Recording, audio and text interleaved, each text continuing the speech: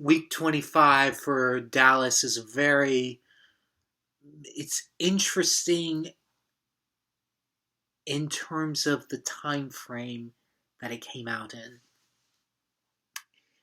Came out is a great phrase for this episode as well. This is the episode that Lucy falls in love with Kit, and Kit happens to be gay. And this was 1978. Dynasty, which had a main gay character, at least at the beginning, wasn't until 1981.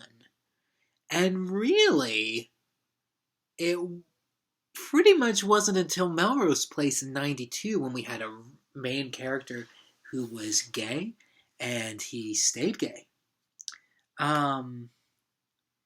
This character does stay gay. He's not a main character. He's only a main character in this episode. What's interesting about this episode in particular, Charlene Tilton is very proud of this episode. This is her favorite Lucy storyline. At least it was at one time. I'm not sure how she thinks about it right now, but she said at one time, I think it was in the past decade even, that it was her favorite storyline of her characters on the show. JR knows that Kit is gay all along.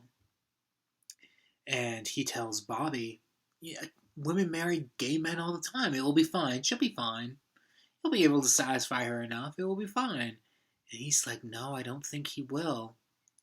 And it's interesting that it's very odd that a show like Dallas would tackle a subject like this. This would happen all the time today, but at that time, I think maybe Mary Tyler Moore had done an episode about it, but not too many other television shows had. And it was, it's something that's changed, I think, the way the nation has viewed it a lot differently now in 2016 than they did in 1979. I said the year wrong the first time.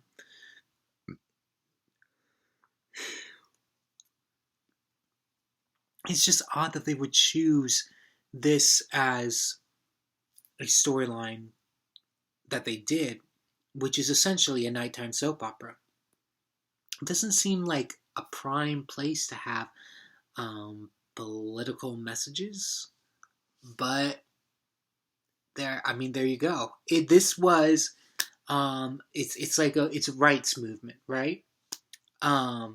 It's odd that a soap opera would make a rights movement that was slowly developing around that time a major focus of an episode. And the fact that they say, because Dynasty goes back on it, Stephen Carrington, you could technically say that he's bisexual. I think it's more that the producers just didn't want to have a gay character on the show, so they kind of changed him from what he was created to be. And the fact that this show, they kind of,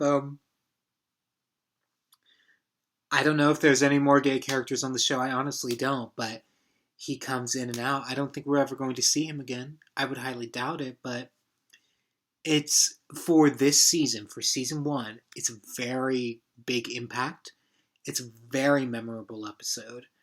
One of the most memorable episodes of this season.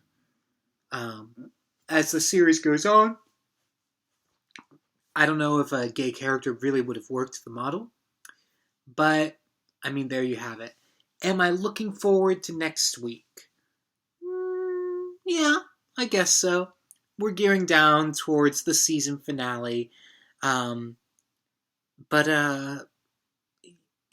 This week was fine. What's more interesting, the episode's fine. It's nothing that I was, blown away by. But I can imagine that the audience would have been at the time that it came out. I think, the more interesting thing about this week's episode was viewing it in the lens of the time frame it came out. Whereas today, we kind of don't think anything about that being a storyline that's on a nighttime soap opera. But at that time, nobody was really thinking of doing something like that. So Dallas, in many ways, is doing even more first. So, anyways, I hope you guys will keep coming back with me as I keep returning to South Fork.